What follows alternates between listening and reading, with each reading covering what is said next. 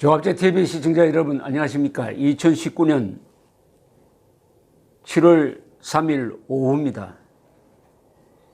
문재인 대통령은 우리 대법원이 일본 기업의 강제징용자 배상 책임을 인정한 판결이 문제가 될 때마다 그것은 사법부의 판단이니까 행정부로서는 존중할 수밖에 없다 하는 이야기를 계속합니다. 그런데 이게 국제사회에서는 먹히지 않습니다. 왜냐하면은 그 판결은 1965년의 한일기본조약에 위배되는 것이 분명합니다.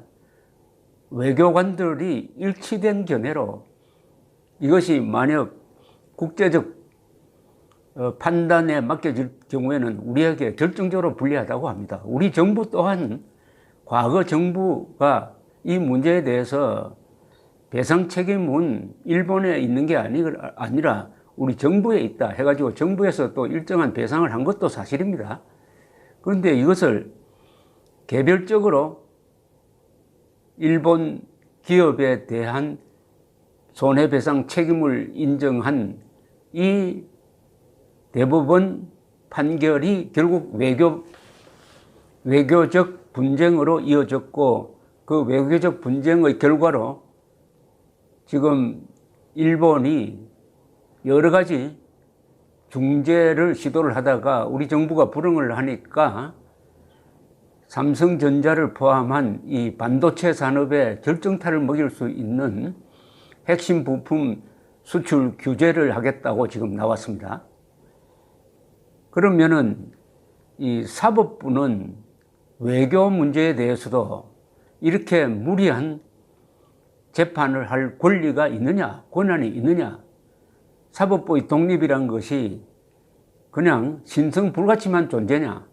아니면은 이런 재판을 할 때는 정부의 의견을 충분히 수용해야 하고 정부 또한 재판부에 설명을 할 권한이 있다라고 저는 봅니다. 그런데 박근혜 정부 때 당시에 양승태 대법원장 시절에 이 재판에 대해서 신중을 기해 줬으면 좋겠다는 의사표시를 지금 검찰은 마치 범죄화되는 것처럼 이것을 무슨 사법 적폐 사건의 하나로 다루고 있습니다.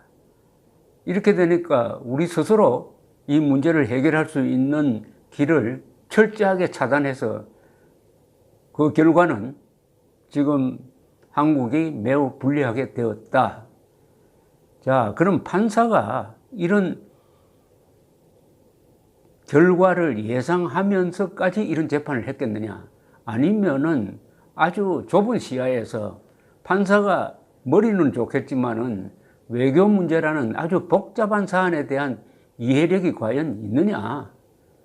그럴 때 정부가 자신의 의견을 개진하는 것이 과연 이게 범죄냐? 그것을 받아주는 것이 과연 범죄냐? 하는 근원적인 문제가 제기되고 있는데 오늘 아주 이 용감한 판사 한 분이 여기에 대한 자신의 견해를 아주 조심스럽게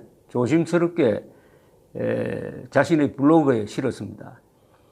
화제의 주인공은 강민구 서울고법부장 판사입니다. 자신의 블로그에 강제징용 손해배상 사건과 일본의 통상보복이라는 글을 올렸습니다. 요지는 이렇습니다. 양승태 코트, 법원이라는 뜻이죠. 양승태 법원에서 선고를 지연하고 있던 것은 당시 박근혜 정부에서 판결 이외의 외교적 정책적 방법으로 이 문제를 해결할 시간을 벌어준 측면이 없지 않아 보인다. 대표적 사법농단 적폐로 몰리면서 전직 대법원장 등이 구속되는 초유의 사태에 이르게 된다라고 이야기를 했습니다. 즉 양승태 대법원장 시절에 이 사건에 대한 재판을 미룬 것은 그동안에 이걸 재판으로 해결하지 말고 정부가 나서가지고 외교적 방법으로 해결함으로써 선고까지 갈 필요가 없도록 만들어주는 시간을 벌기 위해서 한 것이지 이게 무슨 사법적폐라든지 범죄가 되느냐 하는 이런 취지의 이야기입니다. 강민구 부장판사는 이어서 이제 일본은 통상적 방법인 외교적 항의가 먹혀들지 않자 양아치 수법이나 비슷한 그 보복 효과는 극대화되는 반도체 핵심 부품 수출을 곤란하게 하는 등 통상 보복 방법 카드까지 흔들고 있다라고 주장을 했습니다. 그러면서 어떤 판결이 틀렸다 옳았느냐는 지금 따져도 버스가 떠난 뒤라 별무 소용이고 앞으로 우리 정부는 어떻게 지혜롭게 이 사태를 풀어야 될지는 이미 많은 관련 학자들이 대안을 제시했다라고 했습니다. 여기서 또 강민구 부장판사가 중요한 문제를 하나 틀어놓습니다. 상권 분립상 사법부 판단을 한국 정부로서는 어찌할 수가 없다는 대응 방식은 대외적 외교 관계에서는 통하지 않는다. 이것은 바로 문재인 대통령에 대한 비판이네요. 문재인 대통령은 상권 분립상 사법부 판단을 정부가 어떻게 할 수 없다라고 피해가고 있습니다. 그게 모범 답안이 되고 있는데 강민구 씨는 그런 문제는, 그런 발언은, 그런 태도는 외교 관계에서는 통하지 않는다는 겁니다. 그 이유는 이렇게 설명을 했습니다. 사법부도 한 나라의 국가 시스템 속의 하나일 뿐이고 외교 상대방은 당연히 그렇게 간주하는 것이고 그래서 양승태 코트 시절 그 같은 고려를 한 측면도 일정 부분 있는 것이다 라고 했습니다. 외국에서는 외교 문제에 대한 사법부의 판단은 정부의 의지라고 본다 이거죠. 정부의 의지라고 본다 이거죠. 그건 맞죠. 왜냐하면은 국제조약이라든지 국제법의 일정 부분은 국내법에 우선합니다. 특히 조약은 국내법에 우선하게 되어 있습니다. 그런데 이번 이 사법부의 최근 판단은 국제법 그리고 조약을 깨는 그런 선고가 나왔기 때문에 이 선고 자체에 문제가 있는 것입니다. 선고 자체에 문제가 있는 이런 판단을 하니까 외국에서는 어떻게 보겠느냐.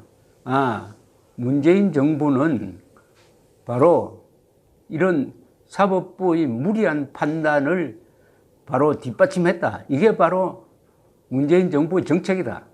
대부분의 판단이 바로 문재인 정부의 정책이다. 이런 식으로 해석할 수밖에 없는 거죠.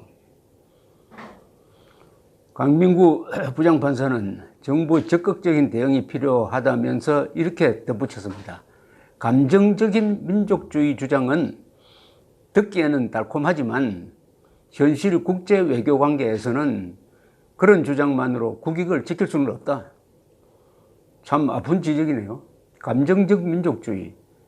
감정적 민족주의라는 것은 이성적 민족주의에 반대되는 말이고 현실의 외교 관계를 부정한다는 것이죠.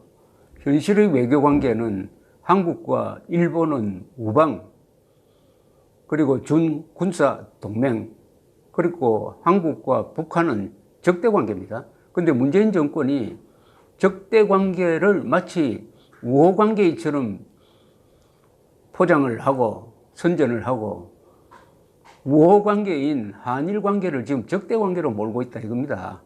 그 바탕에는 감정적 민족주의라고 했는데 이것은 좋은 표현이고 사실은 인종주의, 레이시즘과 비슷한 트라이벌리즘, 종족주의가 있는 것이죠.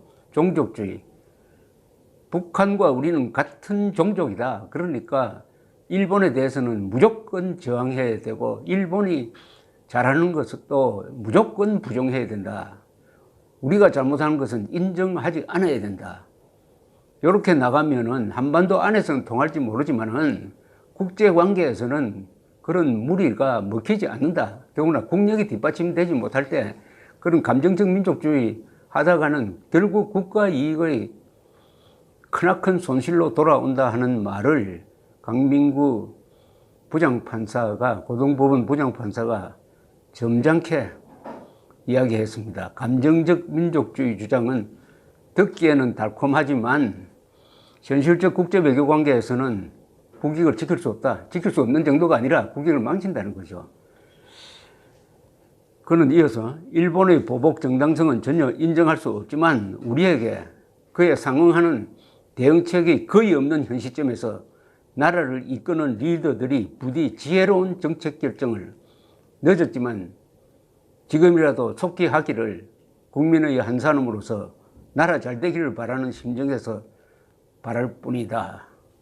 고등법원 부장판사가 문재인 정권의 외교 실책을 이렇게 걱정하면서 올린 이 글을 외교부 장관, 대통령 한번 읽어보고 반성하는 계기가 되었으면 합니다. 감사합니다.